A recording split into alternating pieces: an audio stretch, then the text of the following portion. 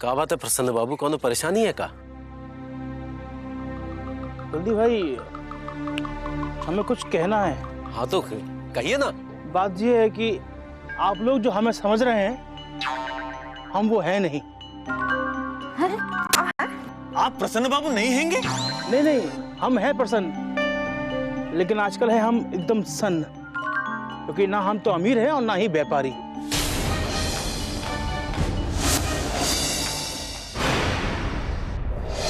हमारा सारा व्यापार डूब गया है, हम बर्बाद हो चुके हैं। और आज हम आपसे भी ज्यादा गरीब हैं। ये सच है कि हम थे बहुत बड़े व्यापारी, मोटर कार थी हमारी सवारी, लेकिन जोश में आकर एक दिन हम होश खो बैठे और एक ऐसी कंपनी के साथ व्यापार कर बैठे जो हो गई दिवालिया, और हम खा रहे हैं अपने लेनदारों की गालियां। ये क्या कह रहे हो प्रसन्न बाबू?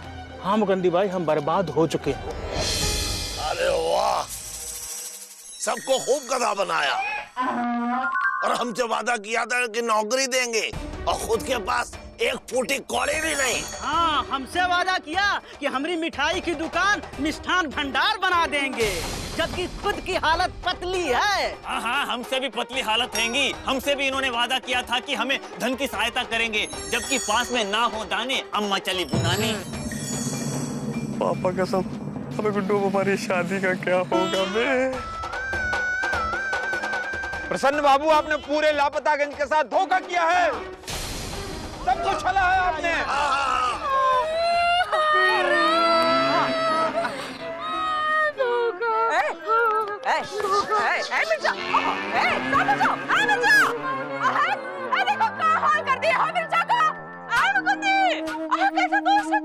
एकदम झूठा है? खुद तो गरीब है, काहे ढोल पीट रहा है? हम अमीर हैं, हम अमीर हैं। मुकुंदी बेटा, तुमने भी तो ये जोर शोर से कहा था। प्रसन्न, ये हम क्या सुन रहे हैं? मुकंदी भाई, हमने किसी को कोई धोखा नहीं दिया, ना किसी को छला है।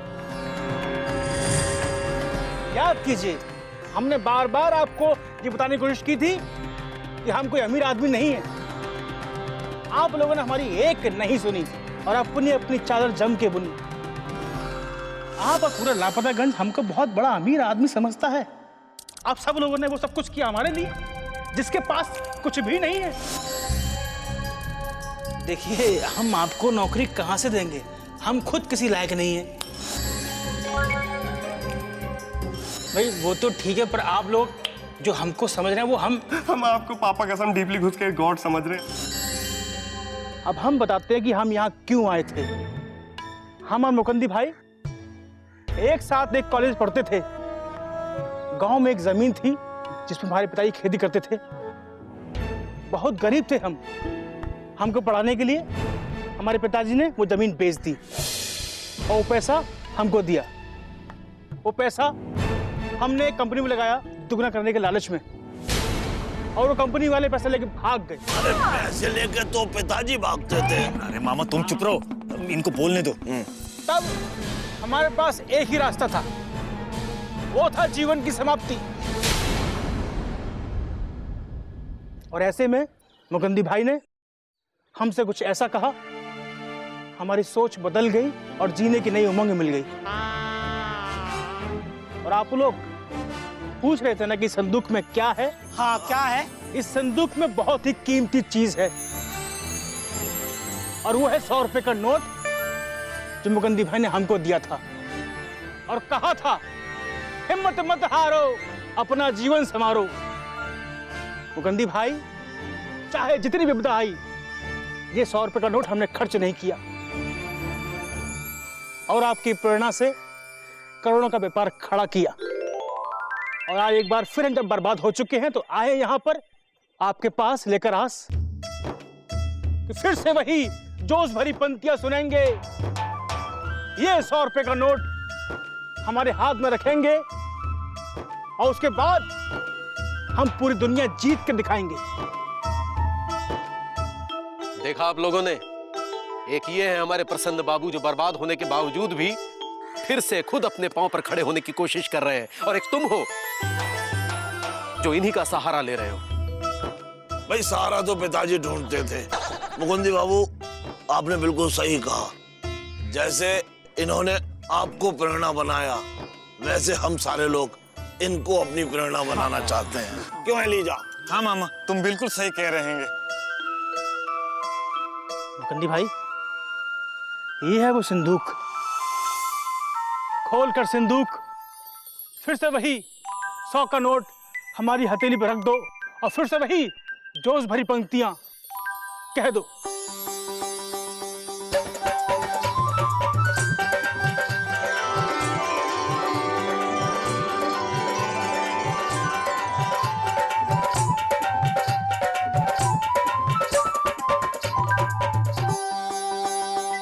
जीवन एक संघर्ष है, इससे लड़ना होगा। विजय पताका फहराने को पर्वत चढ़ना होगा। लाख मुश्किलें आए, डरना नहीं। मौत से पहले मरना नहीं।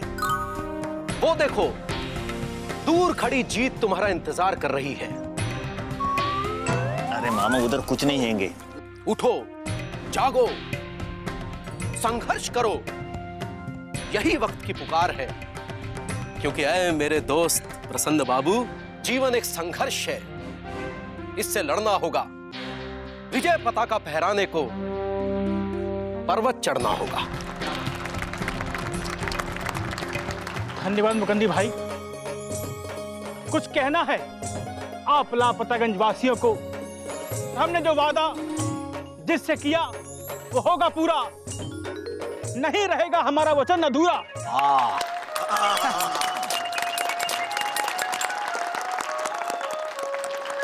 मुकंदी भाई का आशीर्वाद मिल गया है, उदास मन फिर से खिल गया है। अब हम जाएंगे लेकिन लौट कर फिर आएंगे और अपना किया वादा निभाएंगे।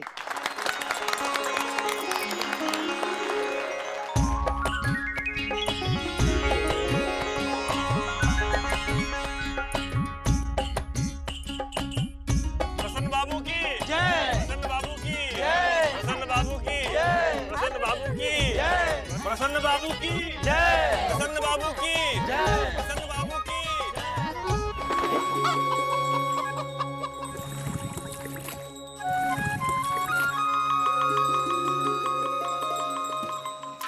लीजिए चाय। मामा जी चाय। एलिजा भाई चाय। एलिजा भाई चाय। एलिजा भाई क्या हुआ? चाय लीजिए। एक मिनट पुदीना। कौन हैंगे? कौन हैंगे? पिताजी सही कहते थे भाई। भाई गहरी सोच हो या आ गई मोच हो, गर्म चीज उस पर फायदा करती है। वैसे एलिजा, तुम हंस हंस के क्या सोच रहे थे? चौरसिया, हम अपने चाचा जी के बारे में सोच सोच के हंस रहे थे। क्या उनकी शक्ल जोकर जैसी थी जो तुम उनके बारे में सोच के हंसने लगे? वैसे जोकर की तरह शक्ल तो पिताजी की थी।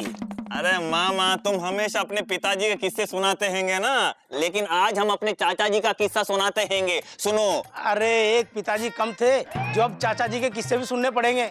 चुप रहो एलिजा, हमें नहीं सुनना। हाँ हाँ, हमें भी नहीं सुनना है। अरे वाह, मामा अपने पिताजी के किस्सों की रामायण सुनाए तो कुछ नहीं, लेकिन हम अपने चाचा जी के किस्सों की महाभारत सुनाए तो तुम लोगों को तकलीफ होती हैंगी। हाँ देखा एलिजा, भाई पिताजी पिताजी होते हैं और चाचा जी चाचा जी। भाई पिताजी में बात है। देखा, सभी लोग पिताजी के किस्से सुनना चाहते हैं। क्यों भाइयों? हाँ हाँ। अरे अरे देखो कौन आ रहा है। अरे भाई आते तो पिताजी थे। पिछली बार प्रसन्न बाबू आए थे, इस बार कौन आ रहा है? एलिजा, अगली बार कौन आएगा? चाचा जी। चुप रहो तुम। वीर जवान बंद कर देगो सबकी दुकान। आयो फुकरी। हाँ जी। चलते चलते टांग दुखरी। बहुत ज्यादा। पिया कर कम, खाया कर ज्यादा। पक्का इरादा। ये बात। मारो रंगीलो राजस्थान। हमारो रंगीलो राजस्थान।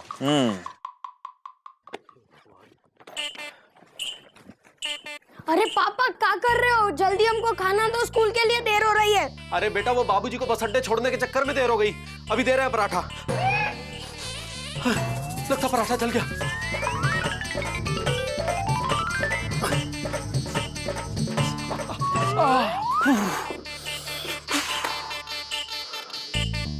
हमें माफ कर देना बेटा, पराठा जल गया। पापा अब हम क्या खाएंगे?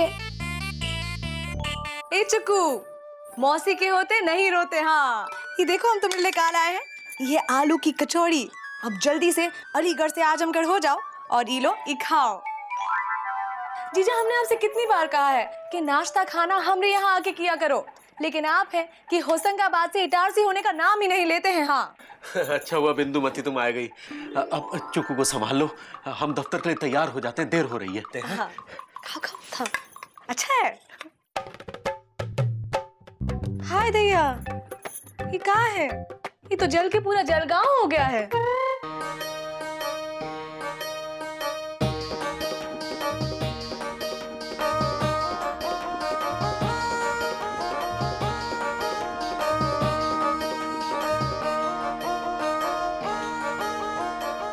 एलिजा, ये है कौन?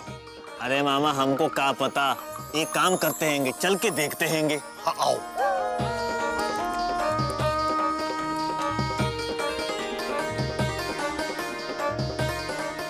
सुनिए, अरे हमने कहा सुनिए। भाइयों डिस्टर्ब मत करो, हम व्यस्त हैं। व्यस्त हैं या अस्त व्यस्त हैं? अरे ये तो बताइए आप कौन हैंगे? फुगरी, भाइयों पूछे हम कौन हैं? जो हकीम पप्पू उस्ताद को नहीं जानता वो कुछ नहीं जानता, उसका जीना बेकार है। ये लो जहर की पुड़िया, खाओ और निकल लो ऊपर। अरे ऊपर तो पिताजी निकलते थे। अच्छा, तो आप हकीम हैं?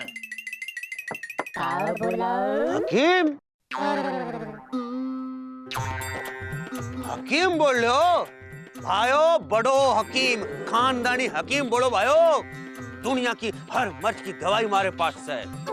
तंत्र मंत्र, पूजा पाठ, जड़ी बूटी, आयुर्वेद में भेद, होम्योपैथी में छेद, जादू काला टोना सफेद। ऐसी देते हैं दवा, कफ पित्त हो या हवा, बच्चा बूढ़ा या जवा, जो खावे मारी दवा, तबीयत हो जाए रवा। अच्छा ये बताइए, आप रहने वाले कहाँ के हैं? भाइयों हमारा पुश्तैनी गांव राजस्थान में से। गर्मियों की चिलचिलाती छुट्टियों में हम तो नानी के घर चले जाते हैं। नानी का घर कहाँ है? जर्मनी।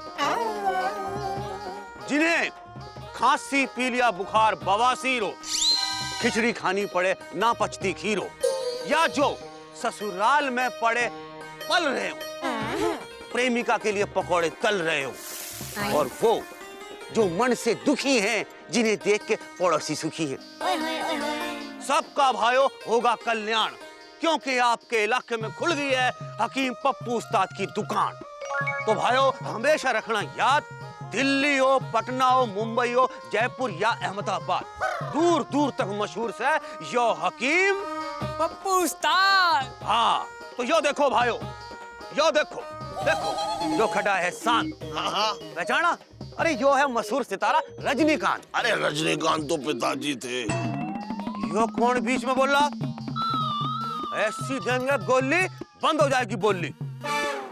तो यो रजनीकांत, इसने हमारी दवाई खाई, भाइयों गजब हो गयो, पूरे मार्केट में हॉट हो गयो, और अगले दिन ये रोबोट हो गयो।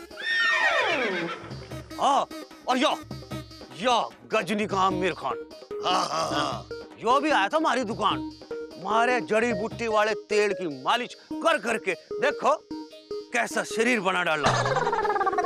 और ये देखो, या छोरी प्रियंका चोपड़ा, नाक छोटी होंठ बड़ा, इसके साथ फोटो खिंचवायो तो मारी घराली समझी मैं दूजा ब्याह कर लायो, बताओ। और ये देखो सलमान खान, मारी जड़ी बूटी वाली दवाई खा खा के बन गए वांटेड से दबंग, दुनिया रह गई दंग। तो भाइयों कहने का मतलब यो है कि हमारे पास हर मर्ज की दवाई। और भाइयों ए फुकरी, यहाँ यो है मारा चेला फुकरी, टांग तो ना दुख रही? भगवान कसम हम भी कभी बिल्कुल ऐसे ही बीमार पड़ जाता तो एक्सरे कौन ही कराना पड़ता, कुर्ता उतार के धूप में खड़े हो जाते, सब कुछ दिखाई पड़ता। लेकिन अपनी जड़ी बूटी वाली दवाई खा खा के ऐसे से ऐसा कर लिया, यानी कि यो है बिफोर और मैं हूं आफ्टर। कैसा दे रहा है लाफ्टर? तो भाइयों, हम तो घूम फिर के देश विदेश में दवाइयां बेचते हैं, लोगों की बीमारियां दूर करते हैं और समाज सेवा करते हैं। देखा? हाँ, ये करते हैं समाज सेवा, समझ रहे हो? और तुम क्या करते हो? क्या भीड़ लगा रखी है? जीजा जी, ये पप्पू उस्ताद हैंगे। अरे भाइयों, हकीम पप्पू उस्ताद बोल, स्टेटस में मत कर जोड़। हाँ, ये हकीम पप्पू उस्ताद हैंगे, इनके पास हर मर्ज की दवा हैंगी। हाँ भाइयों, तंत्र मंत्र पूजा पाठ जड़ी बूटी, आयुर्वेद में करके भेद, होम्योपैथी में करके छेद, काला जादू टोना सफेद, ऐसी दवाएं देते हैं कि अड़ियल से अड़ियल मरीज और जड़ियल से जड़ियल बीमारी दूर भगाते हैं। ये नीम हकीमों के चक्कर में कहाँ पड़ गए? अरे नीम हकीम के चक्कर में तो पिताजी पढ़ते थे। और अब तुम पड़े हो। ऐसा है पप्पू उस्ताद जी, अपने तंबू वंबू समेट लो और लापतागंज से निकल लो, और यहाँ की भोली भाली जनता को अपनी बातों के माया जाल में फंसाने की कोशिश मत करो। और तुम लोग भी कान खोलकर सुन लो, अरे कोनो तकलीफ है तो पढ़े लिखे डॉक्टर के पास जाओ ना। अरे इनके पास जाकर के लेने के देने ना पड़ जाए, समझे? तो कहावत नहीं सुने होगा, नीम हकीम खतरा है जान। इसका मतलब क्या हैंगे जीजा जी? अरे इसका मतलब ये है लीजा कि ए हकीम, नीम के पेड़ के नीचे मत बैठ, तेरी जान खतरे में है। वैसे जान को खतरा तो पिताजी को था, लेकिन वो हकीम तो नहीं थे। अरे चुप रहो ना मामा, हमेशा अपने पिताजी के पेड़ के पत्ते गिनने में लगे रहते हो। हमारे कहने का मतलब ये है कि अगर इन नीम हकीम से इलाज करवाओगे ना तो खतरनाक हो सकता है, समझे? क्योंकि इन्हें पढ़े लिखे डॉक्टरों की तरह बीमारी और उसके इलाज की सही जानकारी नहीं होती। ये नादान लोगों की तकलीफ का धंधा करते, धंधा। पप्पू उस्ताद, ये आपका अपमान है। फुकरी, यो आदमी नादान है। एक मिनट भाइयों, एक मिनट, बस जरा आंख दिखाना।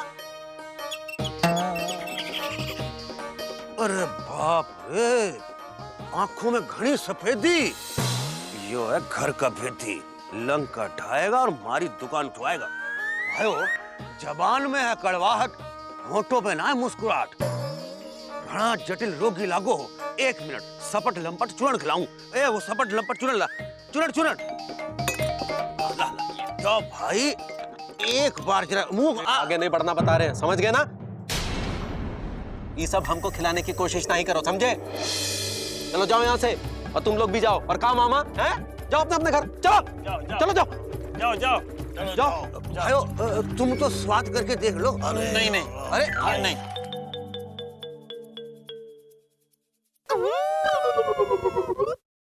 बाबू, हमारा नाम से हकीम पप्पू उस्ताद, ये बात रखना हमेशा याद।